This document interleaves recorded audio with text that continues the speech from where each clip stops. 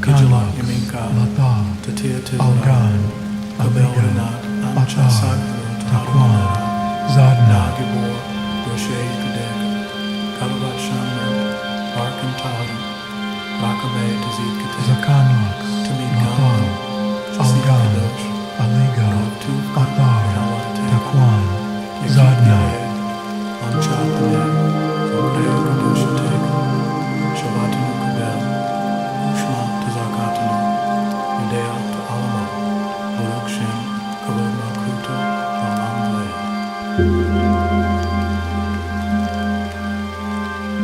Zakanlux, Lata, Algan, Aliga, Atar, Taquan, Zadna.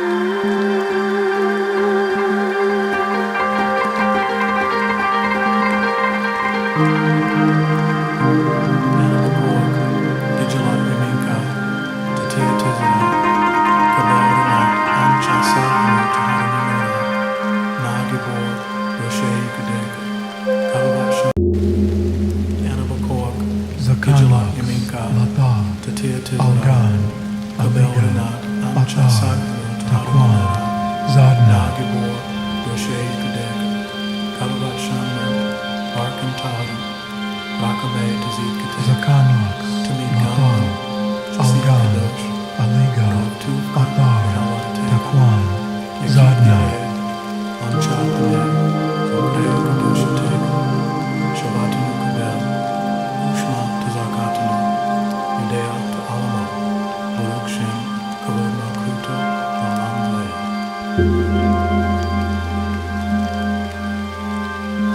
Zakanlux, Lata, Algan, Aliga, Atar, Taquan, Zadna. Zakanlux, Lata, Algan, Aliga, Atar, Taquan, Zadna.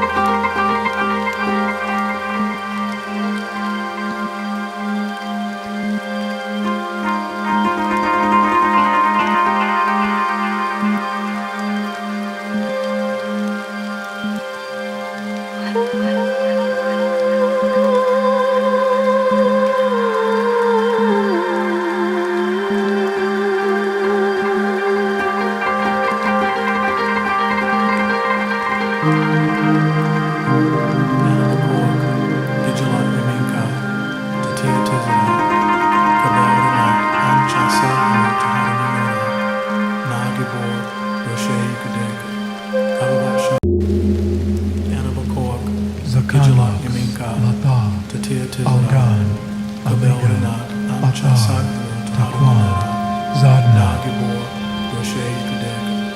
Zakanlux,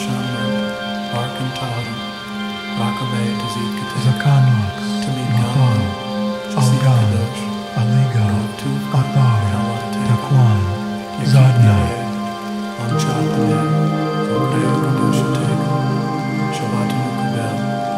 Ushma Tazakatanu, Yudea to Alamo,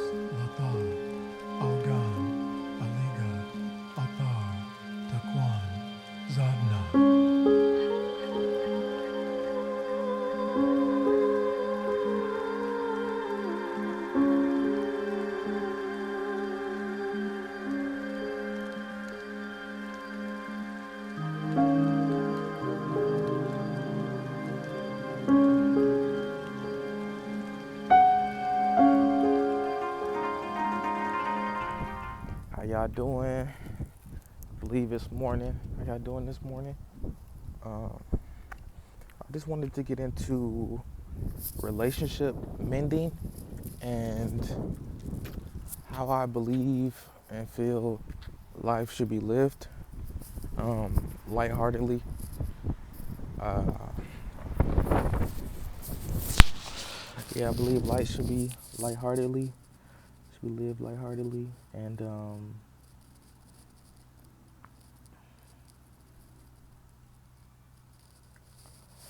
yeah. Uh, so basically, the first thing you have to do to be able to, what are these bees down here? First thing you have to do to be able to live a life with great relationships and great love is you have to have the, shut up! You have to have the power to refine them both and get to a point where you can be lighthearted. The only way to do that, truthfully, is to be powerful. And not powerful in like a physical sense, but powerful in a internal sense, and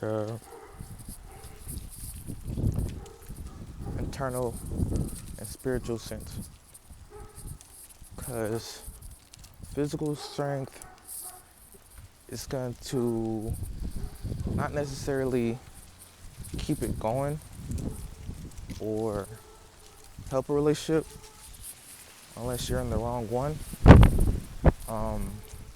where you have to use your physical strength always and just try to force something to stay even though it's over.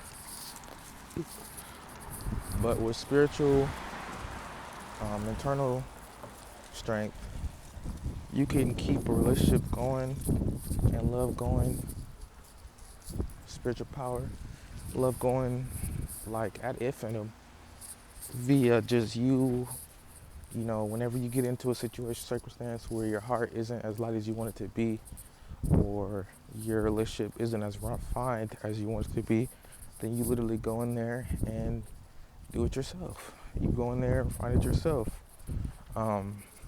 And then the person, place, or thing will be, adjusted naturally.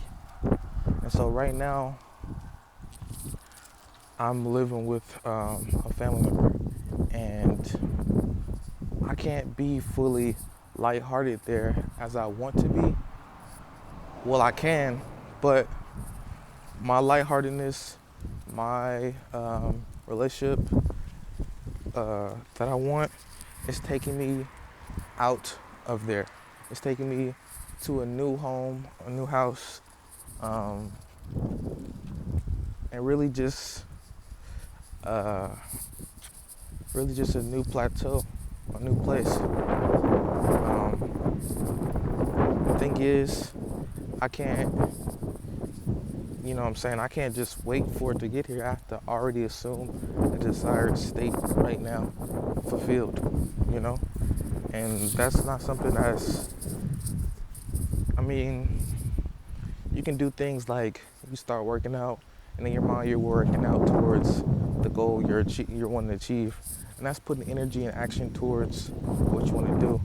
Then you start your own business up, you go out and start doing that to sustain that what you want and that what you need to be even more lighthearted and refine your relationship with yourself first, because that's what you should do. You should refine the relationship with yourself first and get to the point where you can be lighthearted in your situations internally that you go into, that happen upon you.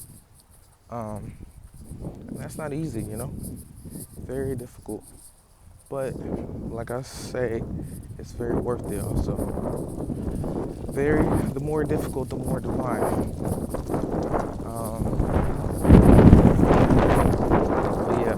So, um, yeah, go back into what I was talking about with the whole family member wise.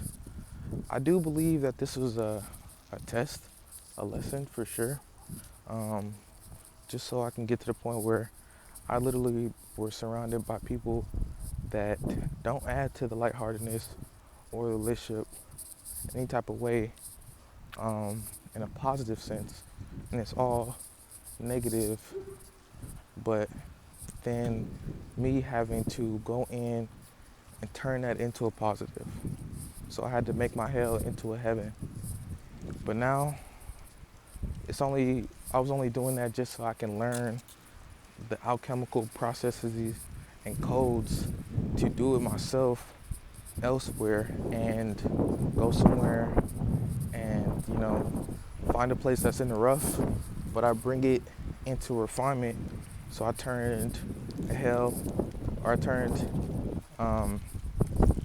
heaven, I turned the hell into heaven on my own terms. Because that's damn near what we're doing all the time. Somebody said that to me a long time ago. We're just either turning hells into heavens and heavens into hells. It would be much more better if you could if you could just be in a heart space and, you're pretty much, when you first start out, your heart has a lot of heaviness on it. So it's going to take you to your hell. It's going to take you to your heel on your foot because you're going to be heavy as lead. And then you slowly but surely get that heaviness off your heart. And it takes you to heaven. It takes you to your head. Then the V within your head. The vibration within your head. So, it's actually a good process. And if you do it diligently and fully enough, then it won't be anywhere you can't go and do that same thing. So any situation, circumstance where you end up in a heavy-hearted space, your relationship is all retarded, then you can always take it from that unconscious space of the heel, the Achilles heel, and bring it up to the conscious space of your head, or the vibration in your head, i.e. you changing whatever you're going through vibrationally, and it's sticking because you did it from outside in, from the inside out perspective. So yeah, my life is really about to change, and so that in such a way that my lightheartedness and my relationships go to a whole nother level, because I've been literally doing the alchemical process externally, because I needed to see what I was doing. I need to know. I need to put my hands on there. I'm a hands-on learner, and other such things. But so this kind of like a heads up, but it's also kind of a wake-up call for a lot of people. Because a lot of people are dealing with similar same things, and it doesn't make a lot of sense what's going on. But the whole process of it is turning your hell into heaven. You know what I'm saying? It's always going to be that case. So if you just think about it in that situation and circumstance, then stuff doesn't look as long as it could be. Yeah, it's going to take a time, it's going to take a moment, but you always get that time and that moment back through happiness and just being able to see the fruits of your labor, and they not come back void. They come back actually, you know what I'm saying? They come back. Are these bees? They don't fly like bees. Maybe they are. They're just smaller ones. But it comes back with fruits that, you know what I'm saying? You can take the seed and plant them again, and they'll be better the next harvest. and you take the fruit and use it as compost, and you take the meat and everything and use it as juice. You take the skins and use it as, like, you know, all type of stuff, clothes and whatnot. But this is the alchemical process that we're all going to be dealing with. Not even all going to be dealing with, that we all are dealing with. And it's basically been our whole lives we've been dealing with this. You've been put into a hellistic situation and circumstance, and it's either up to you to make it more hellistic, or it's up to you to make it more heavenly. And so the best way to do that, just through technique wise, is to refine your breath work in every moment, so that every moment is lighter than the last. And what I mean by that is, like, you can breathe into your heel, but don't stay there.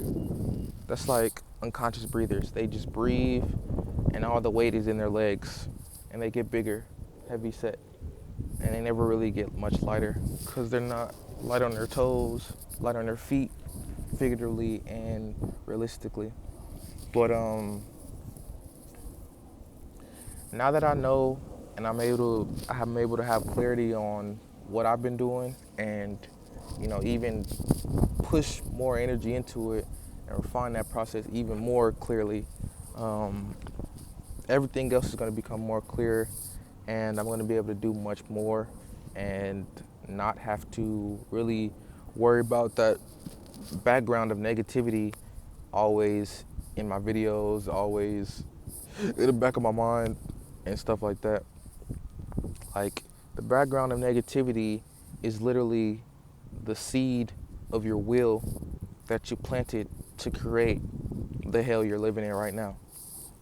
And to make that even more simple, your medulla oblongata, it takes the resonances of that which you would feel most comfortable with, and it spreads it around. That becomes your will. That becomes what you will live in. And your will is gonna basically unconsciously create your reality every time. So if you have a will that's like, okay, I'm comfortable with people that don't really challenge me, but they do don't really challenge me constantly, like, oh yeah, let's go work out, let's go do this, let's go meditate, let's go start a business. But they do challenge you energetically, where they're like, oh, if you start a business, you start go working out, or you start go meditating openly, then you're a weirdo and you're going to be judged for that accordingly. And then they're going to attack the energy behind you and you sometimes with their words verbally, that say, yeah, you should stop doing that because you're just weird and you should be like everybody else, basically. And that's always going to be the case for those that want to really go to the higher echelons of energy. They're always going to take the hellistic route first. They're always going to try to get around the people that don't really, you know what I'm saying, fuck with the movement, but they still are looking and watching and talking shit about it because they want to be a part of the movement, but they don't have the energetic potential to do so. So they rather just talk shit about it and hope that, you know what I'm saying, you stop doing it, or even start doing it secretly, to the point where, you know what I'm saying, you have to be secretive with a side of yourself, and that's not even what you want to do. You want to be open, you want to be authentic, you want to be able to go out and do what you're doing and not feel like, oh, I gotta bury this in the sand and hide it. But also at the same time, that is a positive. Like I was saying the whole time, when you're refining hell, when you're refining your heel, it's gonna be difficult, but it's gonna be divine at the end of the day. It's gonna be divine at the end of the day. And so that doesn't mean that you're not gonna get dirty. That doesn't mean shit ain't gonna get trippy. That doesn't mean shit not gonna get fucking too heavy to handle.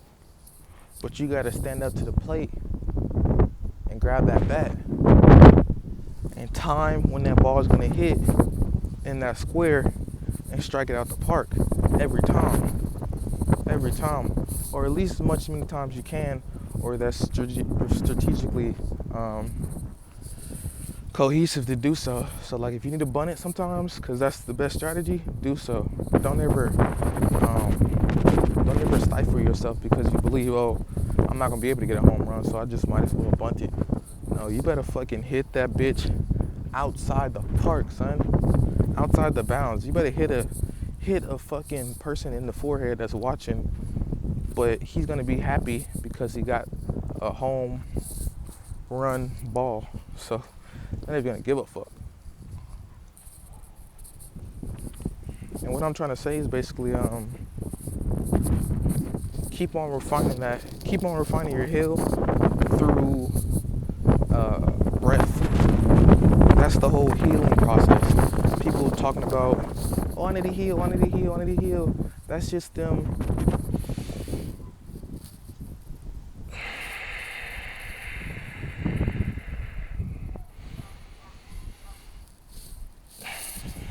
bringing that energy all the way down to the heel and then bringing it back up consciously. And we keep on doing that because we're not realizing that the breath is the mechanism for healing and for heavening. So it's the full mechanisms that take you from heaven to hell. Earth, your mouth, your breath, your wind, air, and ultimately the water. So we have to be vigilant, and we have to be really superheroes out here. Like the vigilance and the whole hey, I can go over there. The vigilance and the whole vigilante and the whole villain stuff is like, if you became a villain, you would basically be one of the people that don't really give a fuck about, activating your powers. They just want to really do whatever the fuck they want to do and not have any responsibility or accountability. Then yeah, you become a supervillain, but you become a supervillain in the weakest sense, and that's why supervillains never win, because supervillains are always going to be weaker than superheroes. Like, yeah, we have movies where they fight a supervillain and it seems like it's actually difficult, but at the end of the movie, it's always like, okay, they won. So, I mean, that was a roundabout way to get you to the ending of the truth. The superhero is always going to win every time. And the only time the superhero doesn't win is if he becomes a supervillain, and then everybody else loses. Then everyone loses. But yeah, just remember that, guys. We're all going through the process of making hell into heaven, and just remember, as long as you're in a body, you're always gonna have a heel. You're always gonna have that. Oh, I gotta go down here and make sure my breath is properly being circulated, and then bring it back up into continuation and circulation. So yeah, hope y'all peeped the upgrade, because I literally had it right when I came out of the hypnagogic snake. This hypnagogic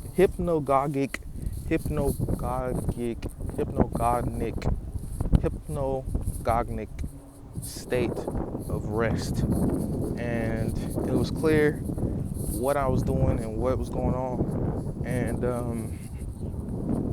yeah, superpowers are definitely activated, and I'm not using those to fucking save anyone until I save myself. And what saving myself looks like is me having my own car, me having my own house and home, me having a way to sustain and perpetuate my comfort in those walls, and when I go outside those walls, basically through me having hierarchy, being on the higher hierarchy, domicile, because I have stuff that's very difficult for people to get right now, and I seem to have got it very simply, very easily, and that's the path I'm taking. But it's definitely not going to be difficult. I mean, it's definitely not going to be, it's definitely not going to be difficult, definitely not going to be hard, because I've been doing it already. I'm just making it so, like,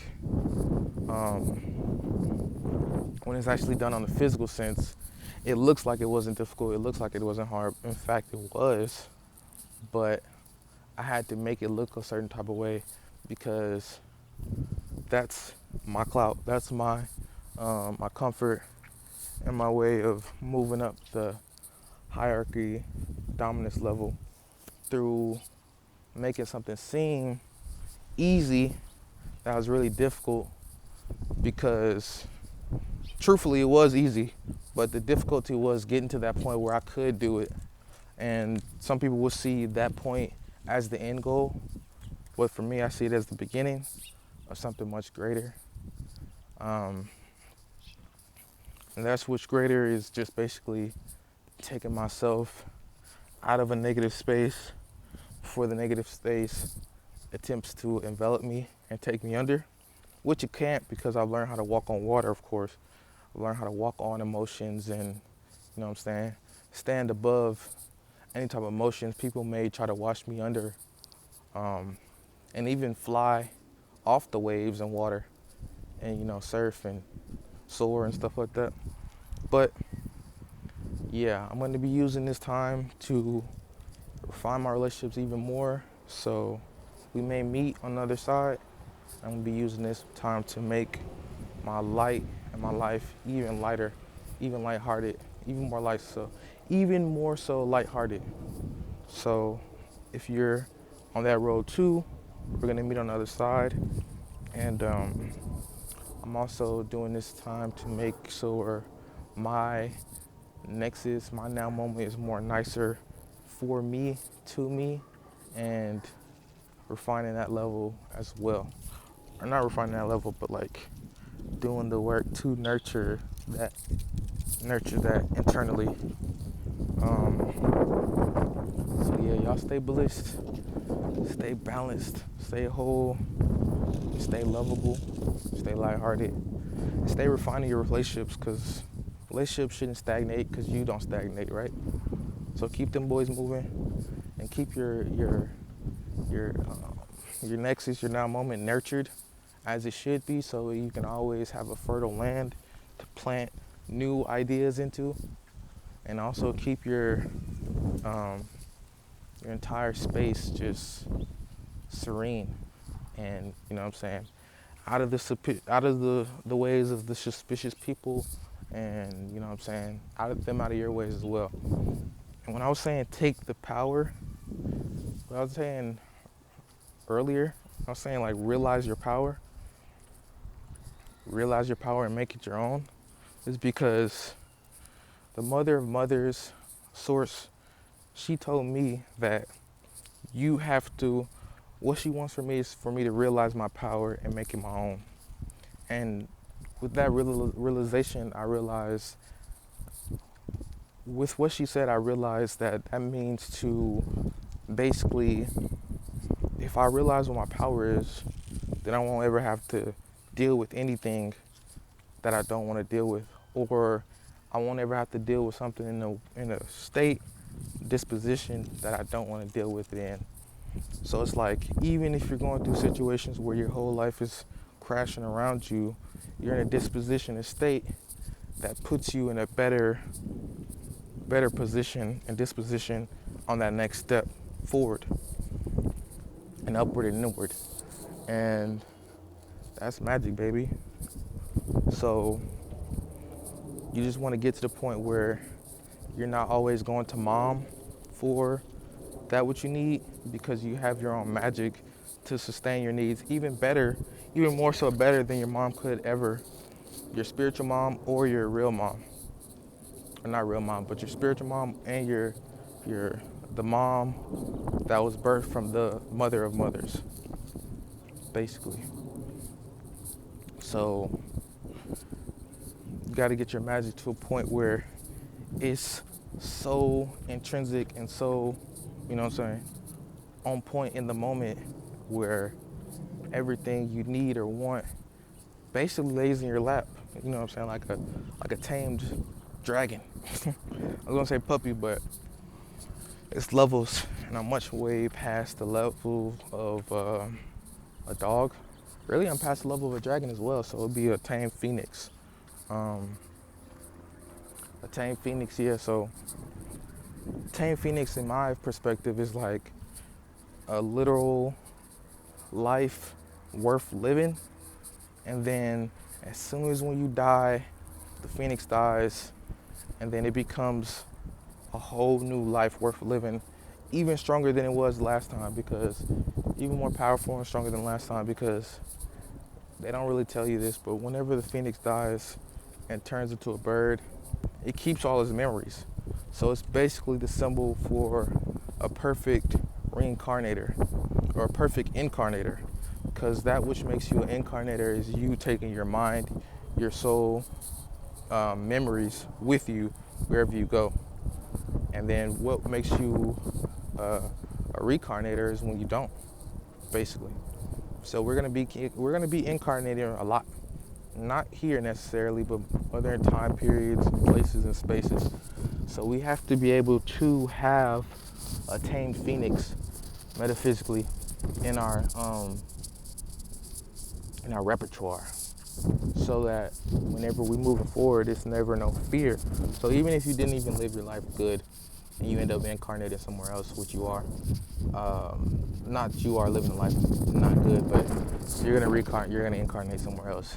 You will still have your memories to make whatever life you're in right then better, by comparison, if you actually paid attention to what you were doing in life and just your surroundings and circumstances and conditions. So yeah, I think that's a good video for today. I made another video yesterday. I thought it was a little bit too adult, but then I had another experience that just confirmed that, yeah, I need to put that out. I need to make sure I post it and just keep it going with these pivotal talks of spiritual perpetuation. That being said, though, guys, I'm out.